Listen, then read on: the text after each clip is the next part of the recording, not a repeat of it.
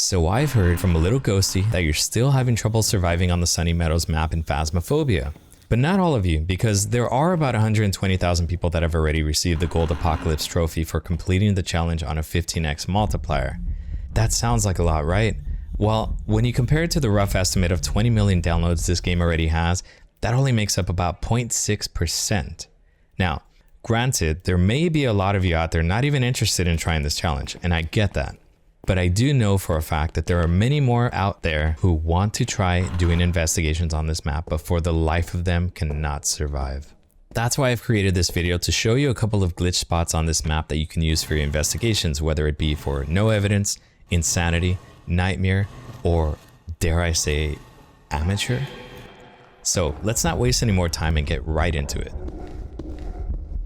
I also want to start off by saying that though I'm demonstrating each location in Sunny Meadows restricted, it does work on the full-size map as well. Once you make it into the main area, you'll want to head towards the right side of the chapel. The first spot I'm going to show you will be in the servants room 2, located just 2 doors before reaching the laundry room all the way to the back. This spot is useful when you have a ghost located in the courtyard and surrounding areas of the kitchen. You'll be able to pull these ghosts by using electronics such as the parabolic mic and the video camera. It's in this spot right here between the coffee table and the bed that you'll be wanting to squeeze into. Here's an example of how that works.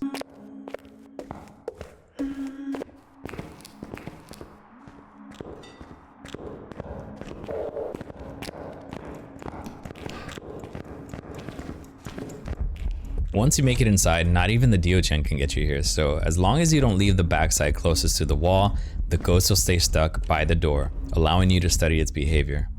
You won't be able to hear any footsteps using this technique, but you'll be able to rule out a lot of the ghost's visual cues like the Hantu cold breath or the Opake shapeshift.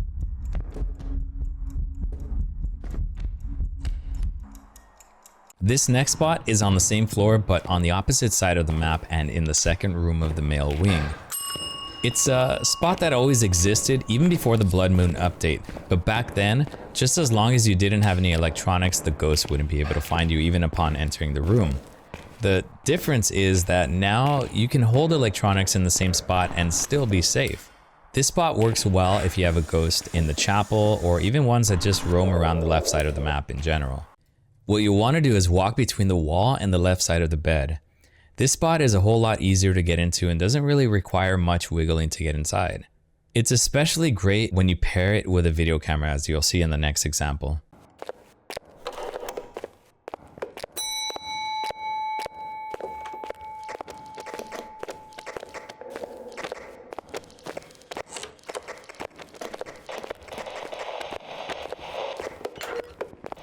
Once you get the ghost's attention, you'll want to make sure that it sees you walk into the room so that it follows you there. If you have a video camera, you can use it to see what's on the other side of the bed.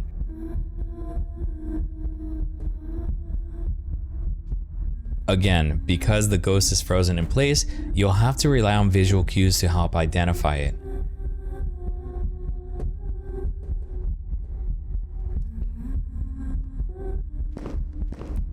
Here's another example hunt just to spice things up.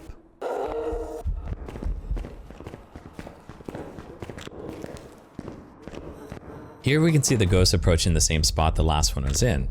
But what happens if you step out for even just a little?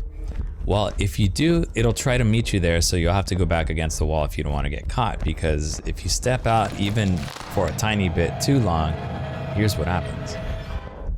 Spot number 3 is really cool and it works very well if you have ghosts that linger around the bottom level, just as long as they're not too far down the hall where you can't reach them. This spot is located in the Matron office on the bottom floor, just as you exit the stairwell.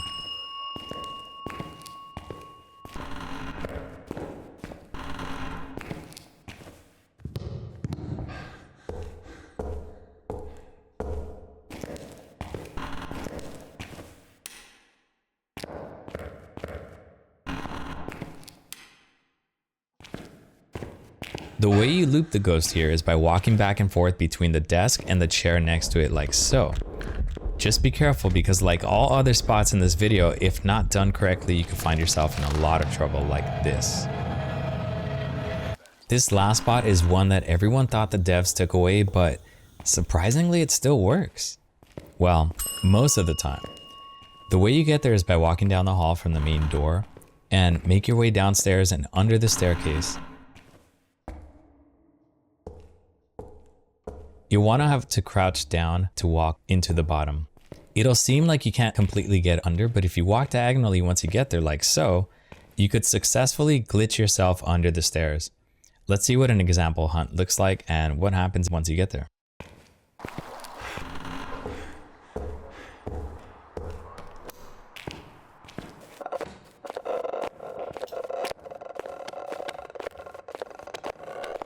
This is kind of a far away ghost, so we're gonna have to pull him with a parabolic mic and see if we can pull him closer to us.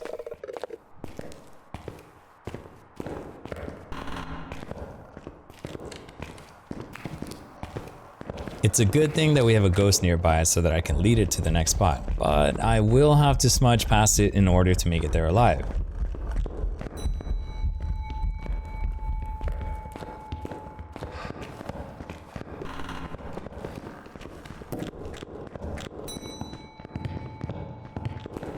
I'll bring out the camera and get its attention and show you that once you successfully glitch yourself underneath, the ghost will stay trapped just above you. For this method, you'll need a ghost buddy to identify it for you. Or you can use the spot to get yourself out of a pickle, but not a hairy one. Like the video and subscribe. Got him.